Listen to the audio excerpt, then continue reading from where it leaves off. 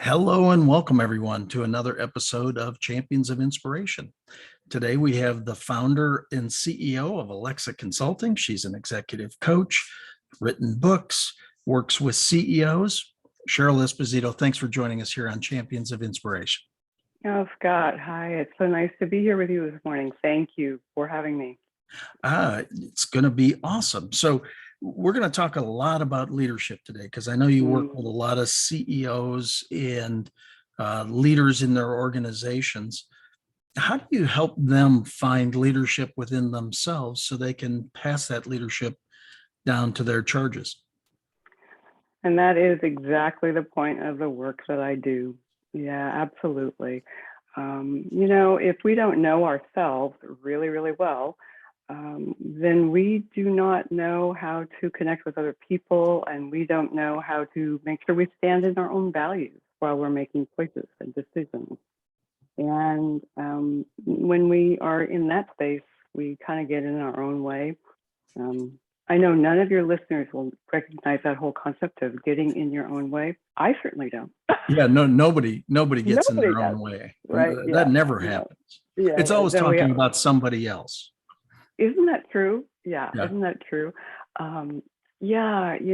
It's for years and years and years, being in this field and getting to know so many different types of people, it seems like it really comes down to the core issue of self-awareness and deep, deep self-awareness. And not just kind of paying attention to, the way you phrase a sentence or the way you deal with conflict or any of that. It really goes deeper than that. And the work, the work takes work.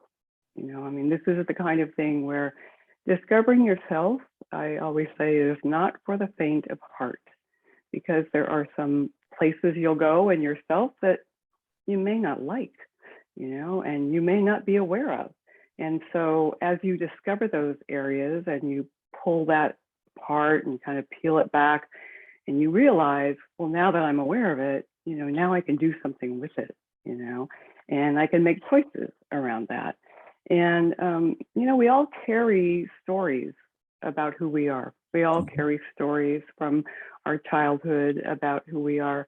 And even people who have had fabulous childhoods, who have grown up with loving parents and lots of opportunity, even that individual can have stories, stories of doubt, or stories of I will never be enough, or I don't measure up against whomever, and or if I don't win, then I'm worthless. These stories are subtle and powerful.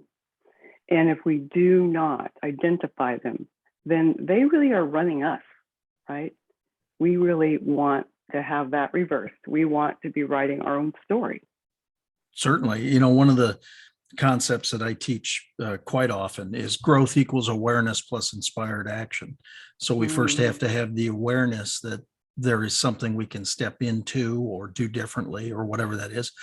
But then we've got to take that action towards it. We've got to take that inspired action towards it. But once we do that, we ultimately grow. So as how often is it, and maybe it's all 100% of the time, how often is it that you find a CEO that kind of needs that little unearthing of that awareness? Is that something that's fairly consistent within everyone? It is. It doesn't matter how long they've been a leader. It doesn't matter how experienced they are in their field. And remember, the people who come to me wanting coaching are people who are raising their hand and saying, I want this. I want to be a better leader. And they've been successful. They know how to do things really well. And they know, good leaders always know, you can learn more, right? They're always lifelong learners. And good leaders always are willing to take a look inside. And so, they're willing to go deep, and we definitely find all kinds of things that are hanging out in, the psyche and hanging out in the spirit that you weren't aware of. And it's pretty powerful work. So what are the things that would trigger that in a CEO to say, I need some help, or I'd like some help? What are the things that trigger those responses in a CEO? Well, someone who is really smart, which most CEOs are, right? They have high intellect, they learn well, they know how to execute. So their intellect, their intelligence is huge. They often find themselves noticing that there may be one particular stumbling block that they consistently hit. Maybe it's, everything's going well until X person on the team pushes back, or until, two people on the team can't figure out how to resolve something in themselves. And, when people haven't really understood how to get past what's on the surface, the conflict is on the surface, there's more underneath, right? Right. And so when they haven't been able to figure that out, then they're not going to be able to help other people either to figure that out. So a lot of times it's more about a kind of a hunch. It's usually not a crisis. It's more about, I think there's something more I could be doing. And sometimes they just come to me and say, I just want to be a better leader. I don't know what that looks like. And so I say, well, let's take a look. Let's see. So is part of that then a deconstruction of where they are at that moment? Some of it, some of it is. I really believe in whole person coaching. You can't just coach a role, because, we've heard this all said, no matter where you go, there you are. And so, if you just coach the role or coach the performance, you're missing out on, 90% of what gets you to the performance. And, execution only happens really well when it's the full person.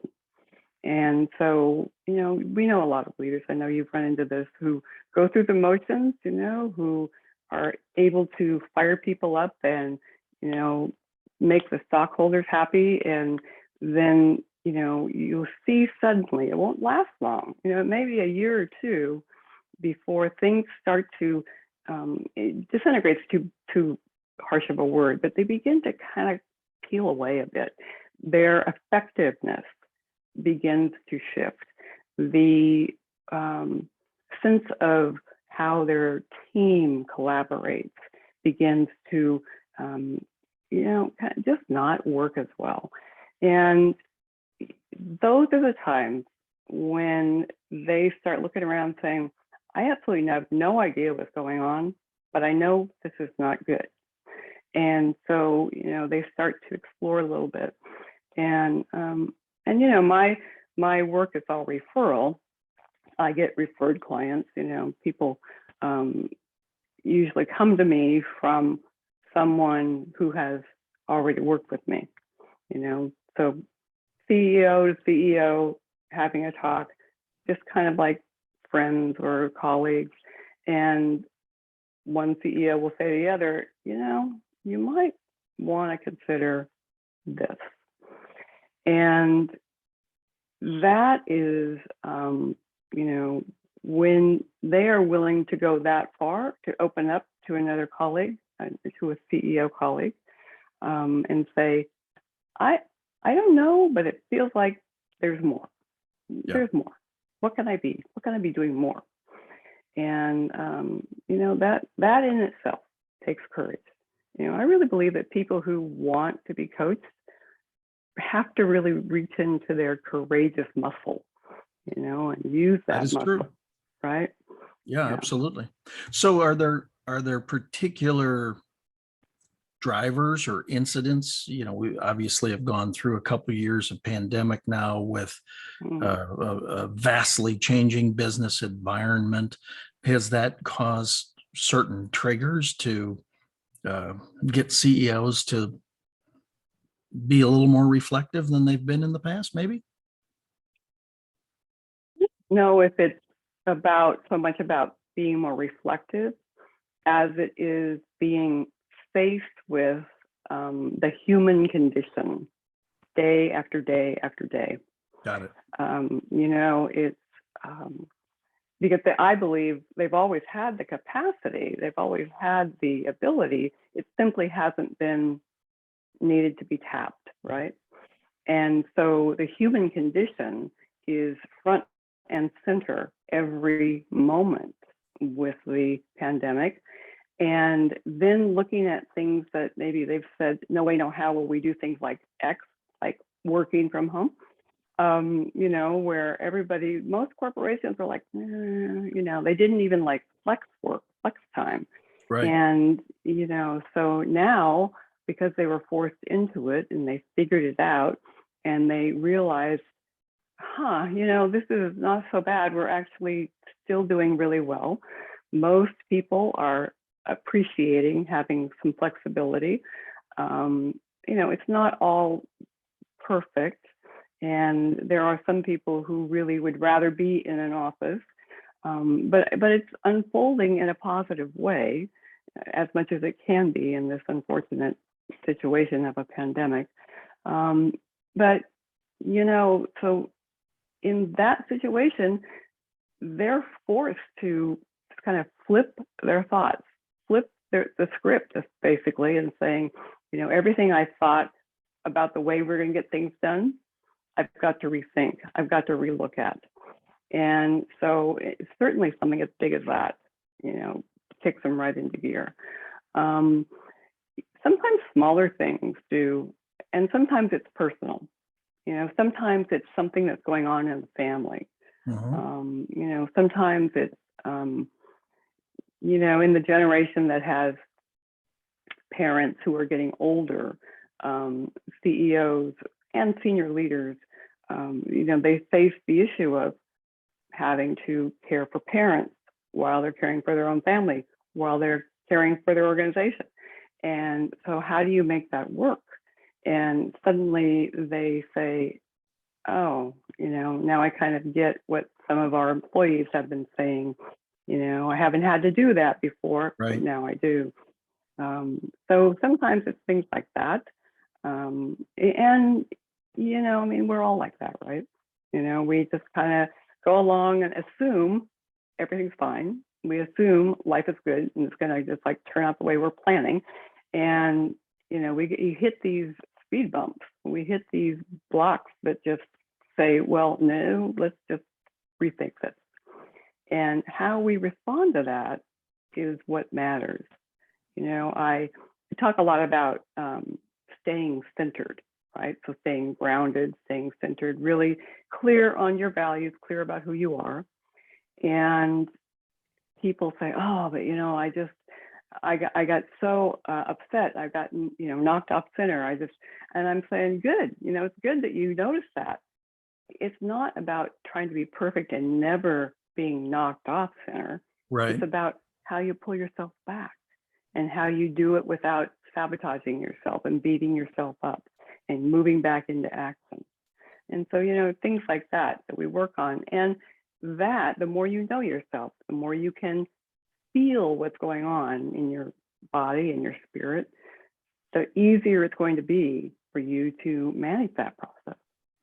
It's interesting. I was doing a training just before this with a group, and one of the questions came up about the world events of today, and how do we respond to that? And obviously today and the last few days have been a whole bunch of uncertainty and continue to be and will continue.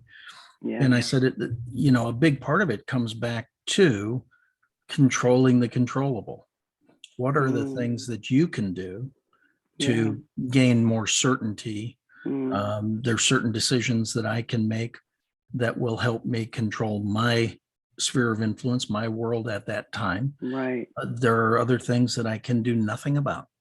And so I can either take mind share and dream or try to vision what could be done, or I could put some things in action right now that would help move me and my organization forward.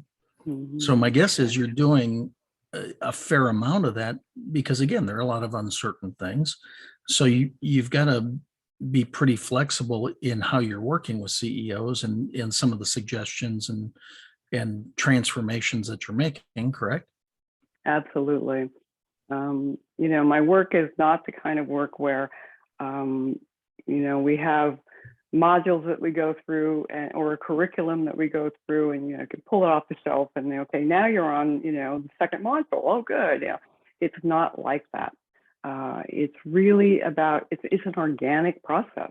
It really is about a lot of what's happening now for them, what's real time, and how they're responding to it and what they need to do differently, and then how that then connects back to who they are, the story they live in, where that story came from. And we work a lot that way. Is there a certain size organization that kind of is the perfect size, or is it more the actual task at hand? I have worked everywhere from multinationals to small businesses and to individuals who simply want to do something different and don't really want it to be related to their organization. And what I find is that people are people. We are human beings first. And we take that person into wherever we go. And the only thing that may be different is the way that you have had experience in the world. But the human being is still the human being, and that is so important. And I think sometimes we forget that, I've heard people say about human resources that, well, we are human, we're not resources. And, just making that slight distinction to remember, we are human beings. Let's remember that. We are human beings.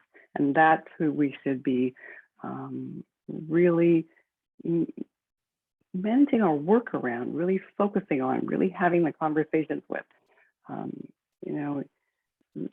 I'm sure you remember the days, and maybe some still do, but when organizations said, leave your emotions at the door, right? Leave your personal life at the door when you come in.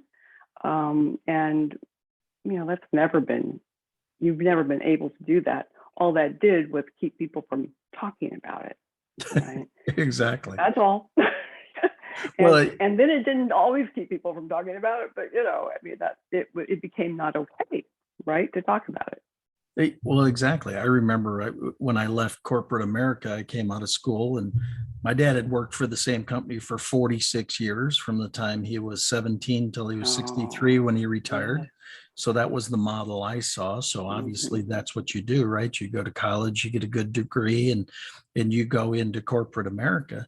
And after 13 and a half years, I left corporate America, and I remember going, well, and somebody asked, well, why are you leaving? I said, well, because corporate America changed. And, all of a sudden I was just sitting, as you were saying that, going, and that was the only time that that's happened. Not.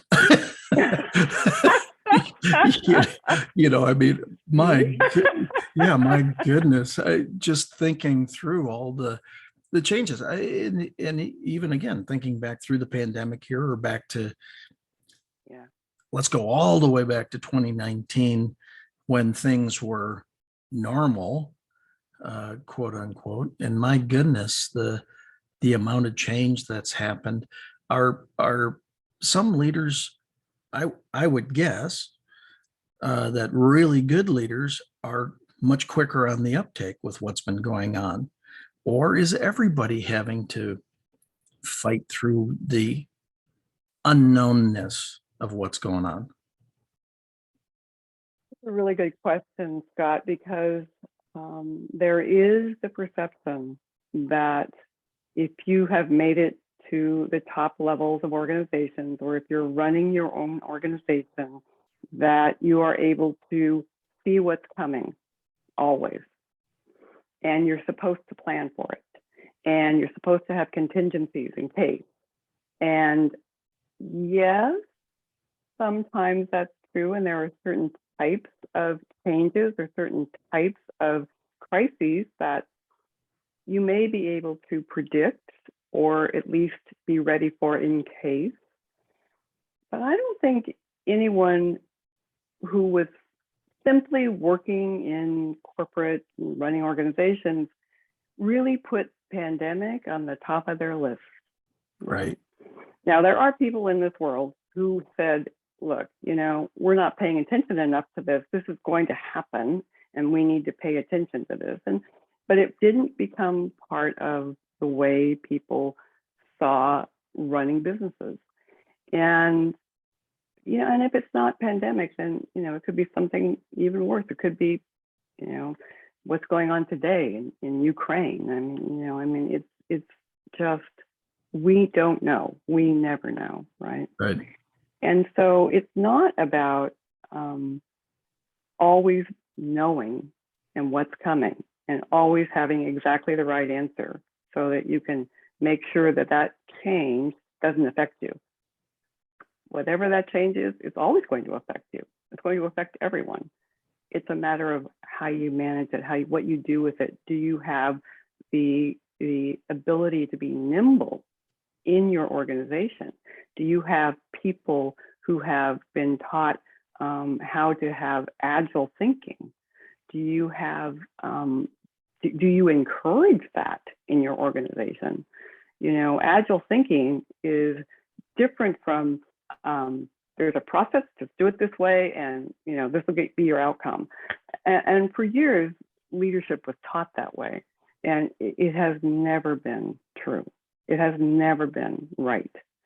And so, you know, really helping people to be good critical thinkers, build agility, that agility muscle, I call it, to really understand when to pivot.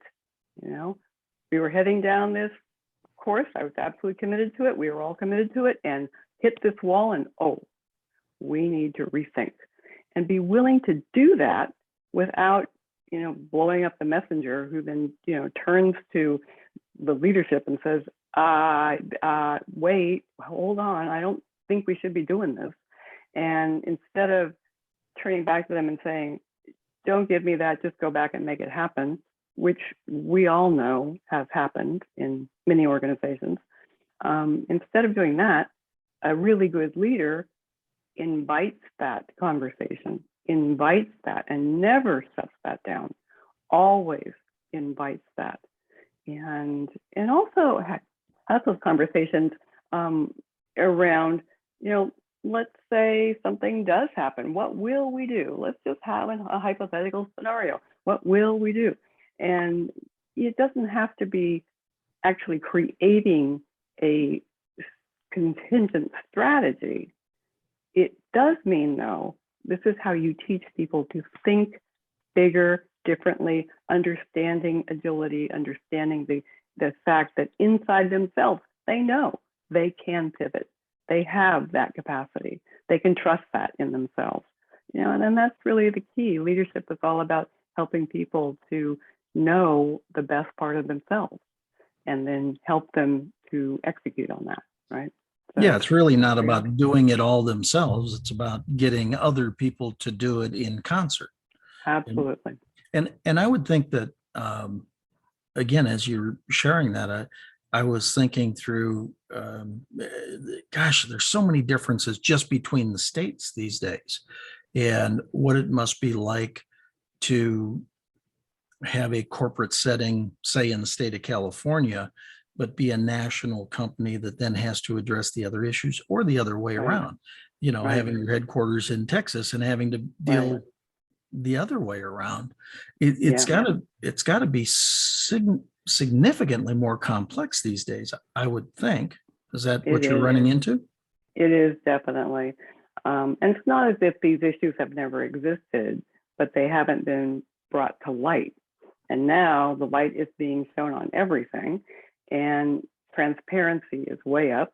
And so you can't hide those things, right? And so, you know, I've always seen that large corporations and multinational corporations have always led in things like making it, having equality across organization for positions, for pay, et cetera, giving access to minority groups, you know, really not standing for sexual harassment, and moving into those areas first, and then it's kind of like the culture of the country follows, which is fascinating to me.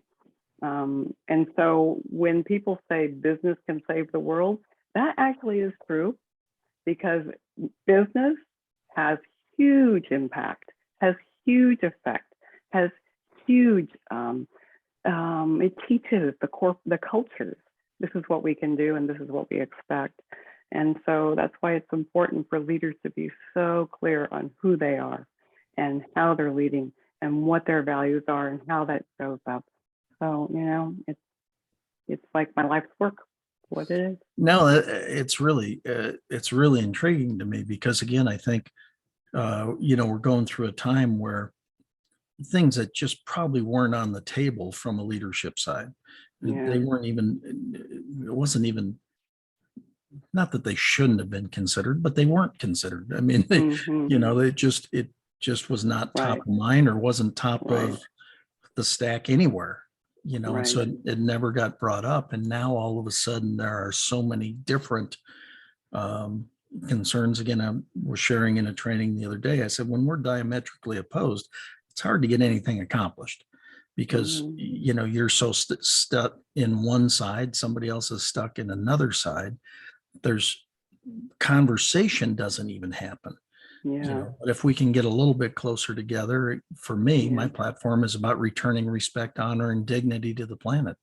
Let's respect is how I treat you. Honor is how I lift you up. Dignity is how we both feel after I've done those two things. Yes. You know, Yes. if we could get more of that consistently into the boardrooms and beyond.